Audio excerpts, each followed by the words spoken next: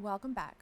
Rising Ground, a human services organization, dedicates its mission to supporting individuals and families across New York City and Lower Westchester County. Offering essential resources and skill building programs, Rising Ground empowers people to steer their lives in a positive direction. Alan Mukatel, the Chief Executive Officer of Rising Ground, joins me to discuss their impactful work and how they're making a difference. Alan, thank you so much for joining me. Thank you for having me. Now, Rising Ground has been around for a very long time. Can you tell me, what it was originally founded as in 1831 and how its mission has evolved since then? Well, as you said, it's been open since 1831, and we started as an orphanage in a city that is very different than the one we live in today. In fact, here in the Bronx where we're sitting was probably farmland at that time. And so the services that were around and the way we thought about human services back then, very, very different. There were no real social workers, and we weren't addressing the kind of issues that we see in today's society.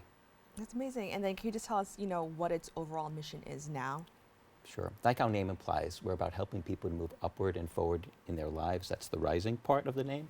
And by creating a foundation from which to grow, which was the ground sense. And we do that in a wide range of services, from supports to people with intellectual and developmental disabilities, to support for individuals who are survivors of intimate partner violence, mental health clinics. Here in the Bronx right now, we're opening additional early Head Start services for accessible child care supports for families. Now, can you actually expand a little bit more on the Early Head Start program support for the community? I think it's so relevant now, especially since it's, September, school is starting. So can you tell us a little bit more about that? Well, quality childcare, affordable childcare is really essential, not only to allow parents to go to work and to do the other things they need to accomplish, but also to ensure that we prepare young people or young children to be successful when school starts.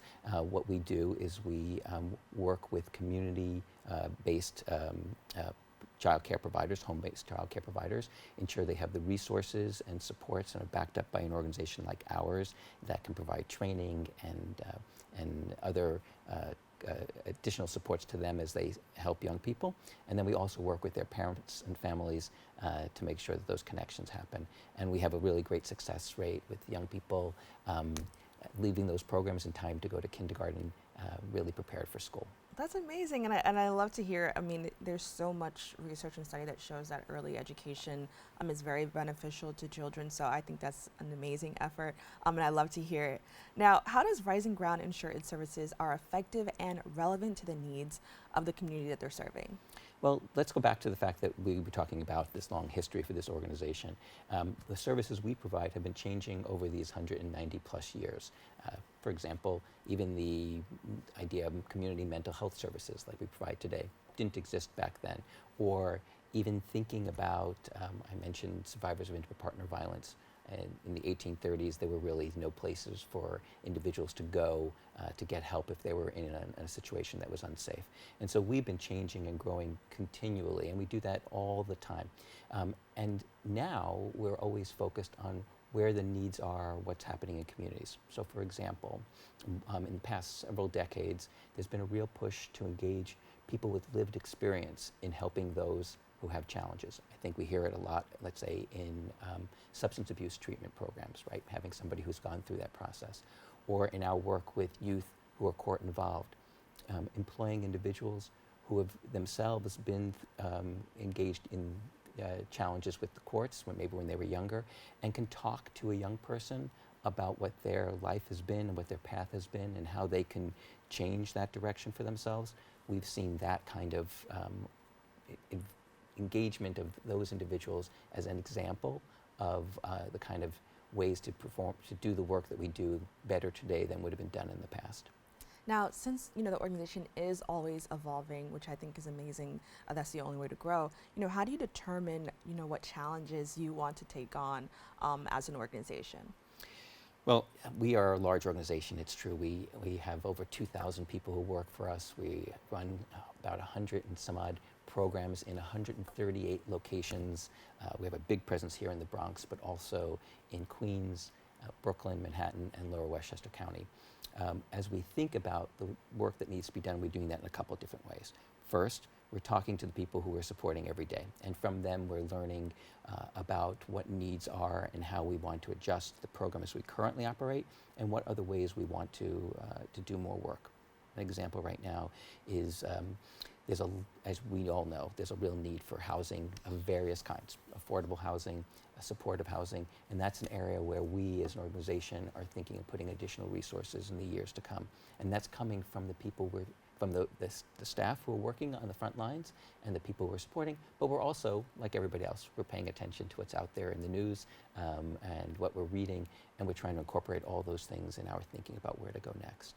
Now, I want to take a moment to highlight the core values of Rising Ground. I think it's always amazing when an organization has like kind of maybe a rubric or something that they kind of live by. Can you tell us, what those core values are for Rising Ground? So the word we use is ACTS, A-C-T-S, accountability, connection, tenacity, and service. And those are the principles that guide us in our work every day.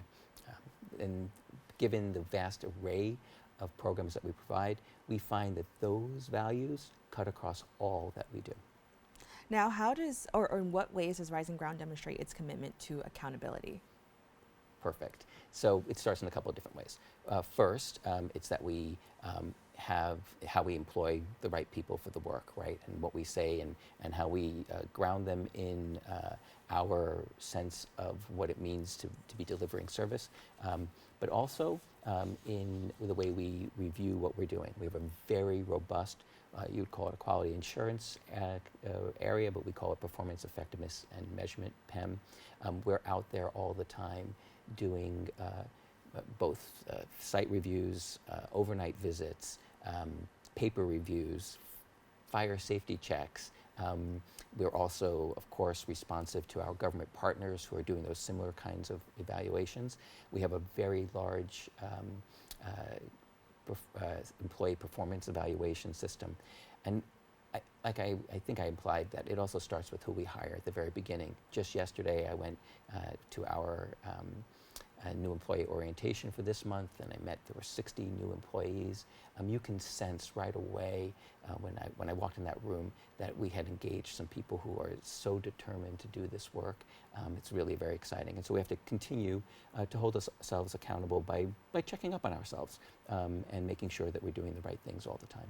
That's amazing. I love to hear when an organization has, a moment of self-reflection. I think that's great, especially when you're dealing with vulnerable communities and people who need that help. So I think that's amazing, and I love to see that. I also want to talk about, community and just connection. How does Rising Ground foster a connection, especially when you're dealing with people who may have felt disconnected from their own community? I just want to go back to one thing you just said, because I'm glad that you responded to this notion of self-reflection. I think when one is doing human service work, we all bring out ourselves to this table. We try to do the right things. I believe that's what people who are driven to this work are all about. But it's also important that we pay attention to what we're doing and how we're doing it, and that there's always a moment to be evaluative. Did we do the right thing? And there are a lot of ways which to make mistakes, and they do happen. The real question is, what do you do with those mistakes that happen? How do you as an organization set yourself up to avoid that problem in the future? And I think that's one place that I think Rising Ground has tried really hard to improve on. In terms of creating connection to community, it starts first by hiring people from the community. The people who work at Rising Ground reflect the diversity of the communities that we support, and that's true in terms of language ability, gender, race, all ways, and that I think starts the process. They are both reflective of the community, live in the community. We engage in a number of programs. For example, we have a family enrichment center that is really just, in this case it happens to be in Brooklyn, but it's specifically focused on the East Flatbush section of that, and it's really about, it's driven all by what we're hearing from community members. So we're hearing that all the time. Also, as neighbors who run programs, we're really interested in hearing from our neighbors about what they're seeing and how we're doing, so that we make sure that we fit in perfectly well with those around us. That's amazing. I love to hear that, getting feedback from the community is important. I think that, your organization is just doing kind of like all the things an organization needs to do, to kind of remain successful and kind of make that impact that they're looking for. So I just definitely want to take a moment to kind of highlight that because I think it's so important. Now, I understand that the organization offers therapeutic treatments and trauma-informed support. Can you tell me, a little bit more about like what that is and how it supports those who need it? Well, in terms of trauma, many of the people who come to us have experienced various traumas through their lives, and it could be in sense of early childhood experiences. It could be what's happening for them as an adult. They can be in terms of things that have happened in relationships. It's really very varied. In terms of being trauma informed, the real basis is to ask yourself the question, not what is wrong with somebody, but what has happened to them, what have they been through, and to start with where they are, to acknowledge what they've experienced, what they feel, to validate those feelings, to then help them to cope with what they're experiencing so that they can work their way through it. It's really important that in human service work, that what we're not doing is re-traumatizing people, pushing them to places they don't want to be or aren't ready to be. That's really antithetical to the work. So we have a large array of folks who will work for us who are clinicians, and those folks, of course, have a lot of training in this area. But also we spend a lot of time with our non-clinical staff, helping them to understand the root causes of trauma and what role they play or can play in making sure that the space that we're providing services is safe, affirming, encouraging. That takes a lot of work, and it's a continuous process of not just talking about what trauma has done for individuals, but to reminding us all continually and providing our staff with concrete tools to work with others. In terms of therapeutic supports, they're wide-ranging in a large organization like ours, from mental health services to group work, to just how we shape our residential programs. Well, I want to say, in the minute that we have left, I just really want to take a moment to kind of just say, everything I'm hearing is so amazing.